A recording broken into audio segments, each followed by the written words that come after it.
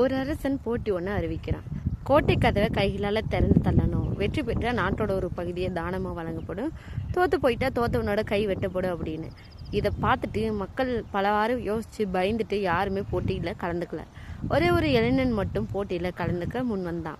போட்டியில் தோத்துட்டா கைகளை வெட்டி விடுவாங்க அப்படின்னு மற்றவங்கெல்லாம் சொன்னாங்க. உன்னோட எதிர்காலம் என்ன ஆகும் அப்படின்னு சொன்னாங்க. அவன் சொன்னான், ஐயா, வென்றால் நான் ஒரு அரசனாக ஆகிடுவேன், தோத்தா கை தானே போகும், உயிரில்லையே அப்படின்னு சொல்லிட்டு கோட்டையோட கதவை இல்லைன்னு தள்ளினான். என்ன அதிசயம், கதவை சட்டுன்னு திறந்துடுச்சு.